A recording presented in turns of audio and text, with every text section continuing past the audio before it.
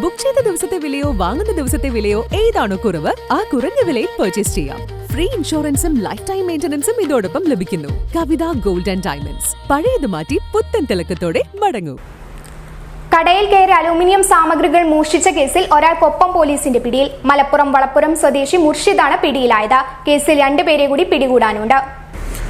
ഒരാഴ്ച മുമ്പ് Kulukkallur ചുണ്ടമ്പറ്റയിലെ aluminium fabrication സ്ഥാപനത്തിൽ നിന്നും 17,000-ഓളം രൂപ വില വരുന്ന അലുമിനിയം സാമഗ്രികൾ മോഷ്ടിച്ച കേസിലാണ് ഒരാളെ കൊപ്പം പോലീസ് അറസ്റ്റ് ചെയ്തിരിക്കുന്നത്. മലപ്പുറം വളപ്പുരം വട്ടപ്പറമ്പിൽ മുർഷിദാണ് പോലീസിന്റെ പിടിയിലായത്. കഴിഞ്ഞ ദിവസം കൊപ്പത്ത് വാഹന പരിശോധനയ്ക്കിടെയാണ് ഇയാൾ പോലീസിന്റെ വലയിലായത്.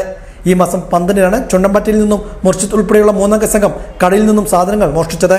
കടയുടമ ഷട്ടർ താഴ്ത്തി പുറത്തുപോയ സമയത്താണ് ഇവർ അതിക്രമിച്ച് കടന്ന് മോഷണം നടത്തിയിരിക്കുന്നത്. മോഷ്ടിച്ച സാധനങ്ങളുമായി 3-അംഗ സംഘം ബൈക്കിൽ രക്ഷപ്പെടുന്നതിന്റെ CCTV ദൃശ്യങ്ങൾ പോലീസിന് ലഭിച്ചിരുന്നു. ഇതിൽ പിടിയിലായ മുർഷിദ് വിവിധ കേസുകളിലെ പ്രതി കൂടിയാണെന്ന് പോലീസ് പറഞ്ഞു. കൊപ്പം SI അനന്തകൃഷ്ണൻ, ASI രംഗരാജ്, മറ്റു ഉദ്യോഗസ്ഥരായ ശ്രീകുമാർ, സബൂദ്ദീൻ എന്നിവരടങ്ങുന്ന സംഘമാണ് പ്രതിയെ പിടികൂടിയത്. കേസിൽ ഉൾപ്പെട്ട മറ്റു 2 പേർക്കുള്ള അന്വേഷണം ഊർജിതമാക്കിയതായി പോലീസ് അറിയിച്ചു. ഇന്നലെ വൈകുന്നേരം കൊപ്പം ജംഗ്ഷനിൽ വാഹന പരിശോധന നടത്തുന്നതിനിടയിൽ ഈ പ്രതി ബൈക്കിൽ വരികയുണ്ടായി.